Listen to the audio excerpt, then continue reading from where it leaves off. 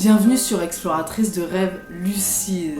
Alors quel est le meilleur moment pour faire des tests de réalité pendant la journée? C'est très simple en fait, il n'y a pas de meilleur moment au sens d'une heure précise. Si tu commences à faire tes tests de réalité à des heures précises, en fait tu risques de faire ça de façon machinale au bout d'un moment et ça risque de donner aucun résultat.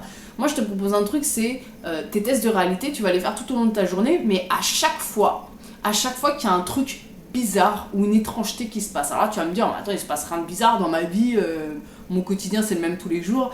Mais en fait, ça va te demander peut-être de prêter un petit peu plus attention aux détails autour de toi. Mais à chaque fois qu'il y a quelque chose qui sort légèrement de l'ordinaire, même si c'est un petit truc, je te dis n'importe quoi, tu vois une voiture rose passer, on voit pas beaucoup de voitures roses passer, si tu vois une voiture rose passer, tu fais un test de réalité.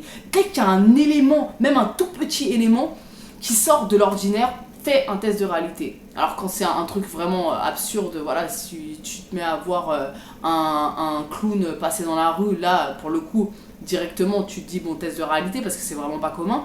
Mais voilà, même pour des petites choses, prête attention autour de toi aux petites choses. Et dès qu'il y a un truc qui sort de l'ordinaire, même un tout petit truc, tu fais un test de réalité. Parce que comme ça, en fait, il y a deux choses et c'est super important, c'est que la première, en faisant ça, tu apprends vraiment à observer ta réalité et à remettre ta réalité en cause dès qu'il y a une étrangeté. Et ça c'est super important parce que dans le rêve des étrangetés, il n'y a que ça, des bizarreries, il n'y a que ça. Donc plus tu vas avoir cette habitude à l'état de veille, plus tu vas le refaire en rêve et tu as de chance de tirer la bonne conclusion. Donc ça c'est important de lier le test de réalité à une situation qui est bizarre, même si c'est légèrement bizarre, à une situation qui est bizarre, de lier les deux. Parce que si tu fais un test de réalité, tu dis tous les midis, je vais faire mon test de réalité, ou tous les soirs, je vais faire mon test de réalité, il y a une habitude qui va s'installer, en fait, en plus, tu le lies à rien de spécial. Alors que là, tu as une situation bizarre, comme c'est le cas dans plein de rêves, tu l'associes au TR et donc du coup tu as de fortes chances de refaire ça en rêve.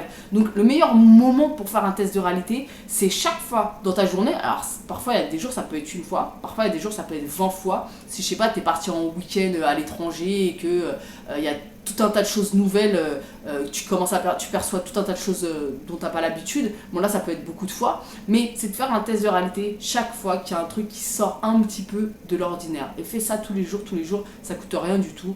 Et puis au bout d'un moment, tu vas vraiment ancrer ce truc-là et tu vas le refaire en rêve. Donc voilà, n'hésite pas à partager ton expérience en commentaire et on se retrouve demain pour une nouvelle vidéo. Ciao!